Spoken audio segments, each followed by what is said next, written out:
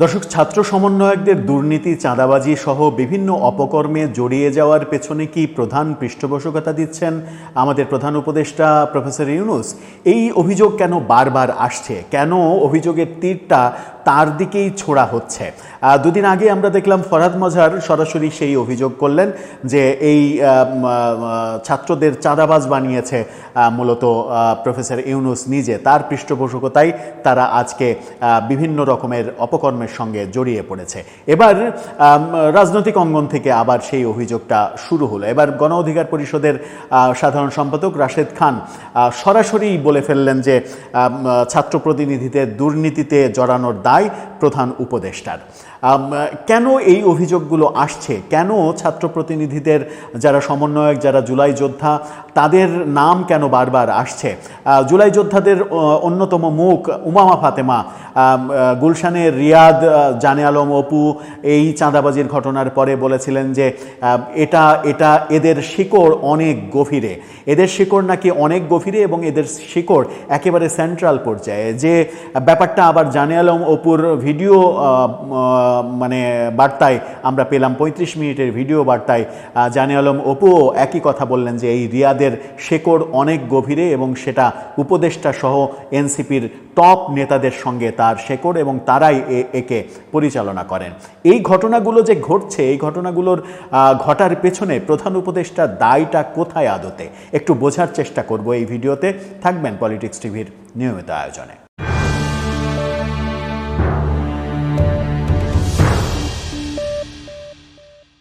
দর্শক, বলছিলাম ছাত্র প্রতিনিধিরা যে দুর্নীতির সঙ্গে জড়িয়ে পড়ছে, চাঁদাবাজির সঙ্গে জড়িয়ে পড়ছে, এর দায় প্রধান উপদেষ্টার কেন?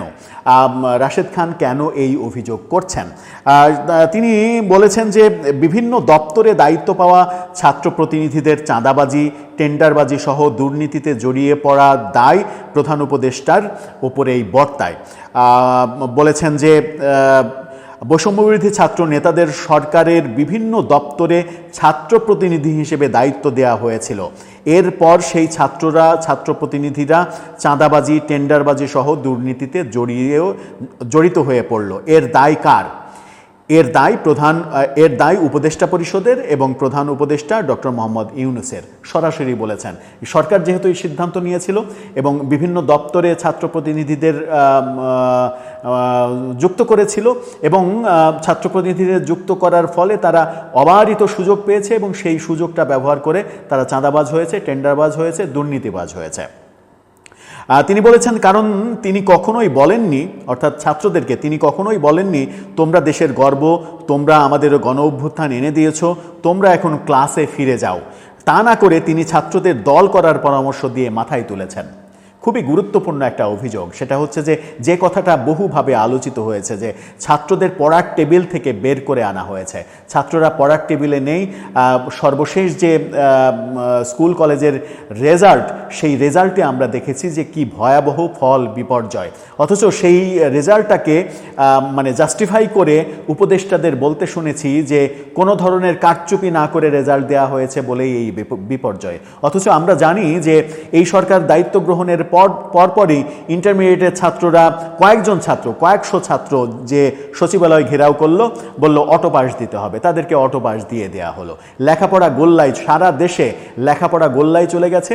ছাত্র প্রতিনিধিরা কোথাও ট্রাফিকের দায়িত্ব পালন করছে, কোথাও ডিসি অফিস শাসন করছে, কোথাও ইউনো অফিস শাসন করছে, কোথাও আওয়ামী লীগ ধরছে, কোথাও চাঁদাবাজি করছে, ব্যবসা প্রতিষ্ঠানে হানা দিচ্ছে, কোথাও পুলিশের উপরে মব করছে। এই করতেই তারা ব্যস্ত, লেখাপড়া একেবারে গোল্লায় গেছে।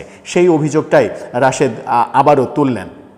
বললেন আরও একটা ভয়াবহ অভিযোগ, ডিসিএসপিরা সমন্বয়কদের নাম শুনলে তাদের আসেন বলে ডেকে পাশের চেয়ারে বসিয়েছেন। অনেক সময় পাশের চেয়ারে বসা না, অনেক সময় উঠে সালামও দিয়েছে। এমন দৃশ্য দেখেছি যেদিন অনুষ্ঠানটা, কিসের অনুষ্ঠান ছিল আমার সঠিক খেয়াল নাই, আর্মি স্টেডিয়ামে একটা অনুষ্ঠান হচ্ছিল। সেখানে অনেক পুলিশ, সেখানে সার্জিস গিয়ে দাঁড়াচ্ছে, সার্জিসকে সালাম দিচ্ছে, সার্জিসকে স্যালুট দিচ্ছে পুলিশ। এই যে অবস্থা, এই অবস্থা যে তৈরি করা হয়েছে সরকারের একেবারে কেন্দ্র থেকে, যে এই সমন্বয়কদের সালাম দিতে হবে, ওদেরকে সমঝে চলতে হবে, ওদের পরামর্শ মতো সমস্ত কর্মকাণ্ড করতে হবে, সেই কারণে ডিসিএসপি ইউনো সরকারি কর্মকর্তারা ওদেরকে দেখে ভয় পায় এবং ওদেরকে দিয়ে কাজ করায়, ওদেরকে নানাভাবে সম্পৃক্ত করে। গতকালকেই একটা আমরা ভিডিও দেখছিলাম, সেটা হচ্ছে যে মানে স্বাস্থ্য বিভাগ যে সংস্কার, স্বাস্থ্য বিভাগ সংস্কার বিষয়ে একটা ইন্টারমিডিয়েটের ছাত্র কি বোঝে, ও স্বাস্থ্যের কি বোঝে, ও স্বাস্থ্য সংস্কারের কি বোঝে, ওকে কমিটিতে দেয়া হয়েছে। একেবারে ভয়াবহ ব্যাপার, মানে হচ্ছে যে একটা ইন্টারমিডিয়েটের ছাত্র সে স্বাস্থ্য সংস্কারের ব্যাপারে কথা বলবে, সে মতামত দিবে, তার মতামত শুনতে হবে। ইন্টারমিডিয়েটের ছাত্র স্বাস্থ্য সংস্কার সম্পর্কে কি বোঝে? একজন এমবিবিএস পাস ছেলেই যে এমবিবিএস মাত্র পাশ করলো, সেই স্বাস্থ্য সংস্কার বিষয়ে কি বোঝে? কিছু বোঝে? কিছু বোঝার কথা। বাস্তবতা হচ্ছে ঠিক উল্টোটা হচ্ছে এই সমাজে। বলছেন যে সমন্বয়কদের খুশি করতে নিজের চেয়ারটা ছেড়ে দিতে পারলে তারা বাঁচেন, অর্থাৎ সরকারি কর্মকর্তাদের নিয়ে বলছেন। এইভাবে অতিভক্তি, তেলামি করে ছাত্রদের বিভ্রান্তিতে ফেলা হয়েছে। আমি সব ছাত্রকে বলছি না, যারা দুর্নীতি করেছে তাদের বলছি।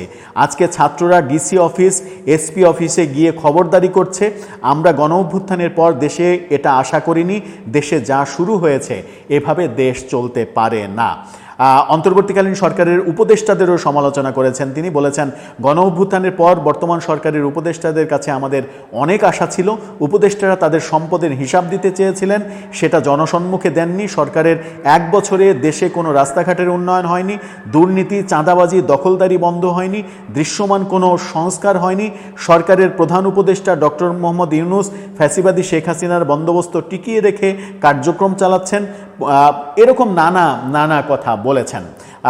বাস্তবতা কিন্তু তাই। দেশের রাস্তাঘাটের দিকে তাকালে যে অবস্থা, সেই অবস্থা খুব সহজেই মানে লক্ষ্য করা যায়, বোঝা যায়। এবং সেটা হয়েছে কেন? সেটা হয়েছে যে দেশে গত 1 বছরের বেশি সময় ধরে কোনো জনপ্রতিনিধি নেই। তো জনপ্রতিনিধি যদি না থাকে, তাহলে মাত্র এই 20-24 জন উপদেষ্টা কিভাবে এই 68,000 গ্রাম বাংলার এই দেশটাকে কিভাবে মানে চালনা করবে? তাদের পক্ষে কি আদৌ সম্ভব? এটা সম্ভব না। সম্ভব না, অসম্ভব জেনেও তারা সমস্ত স্থানীয় সরকার প্রশাসন ভেঙে দিয়েছে। ভেঙে দিয়ে একটা একেবারে বিদঘুটে পরিস্থিতি তৈরি করেছে। ছাত্রদেরকে উস্কানি দিয়ে, ছাত্রদেরকে মানে আহ্লাদ দিয়ে, ছাত্রদেরকে সুযোগ করে দিয়ে তাদেরকে চাঁদাবাজ বানানো হয়েছে, টেন্ডারবাজ বানানো হয়েছে।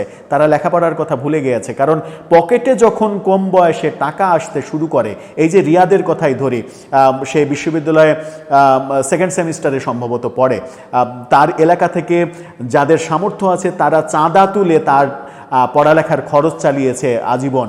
অথচ সেই ছেলে আজকে 100 কোটি টাকার মালিক। সেই ছেলে 2.5 লাখ টাকার দামের গরু কিনে কোরবানি দেয়।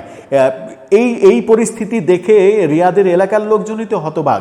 তো এই পরিস্থিতি শুধু রিয়াদ ধরা পড়েছে তা নয়, সর্বক্ষেত্রেই দেখছি আমরা। রাজশাহী বিশ্ববিদ্যালয়ের যে সমন্বয়ক আম্মার, তিনি 76টা সরকারি প্রতিষ্ঠানে চিঠি দিয়ে চাঁদাবাজি করলেন অনুষ্ঠানের নাম করে। সেই অনুষ্ঠান তো হয়নি। সেই চাঁদাবাজকে আবার এখন দেখছি প্রকাশ্যে বিভিন্ন অনুষ্ঠানে, রাজশাহী বিশ্ববিদ্যালয়ের প্রশাসনদের সঙ্গে বিভিন্ন অনুষ্ঠানে বড় বড় বক্তৃতা দিচ্ছেন, বড় বড় জ্ঞান দিচ্ছেন, জ্ঞানের কথা দিচ্ছেন। অথচ তার বিরুদ্ধে সরকারের কোনো পদক্ষেপ আমরা দেখিনি। যখন অপরাধীর বিরুদ্ধে কোনো পদক্ষেপ নেওয়া না হবে, তখন তো এই অভিযোগ আসবেই যে অপরাধীকে আপনি পৃষ্ঠপোষকতা দিচ্ছেন।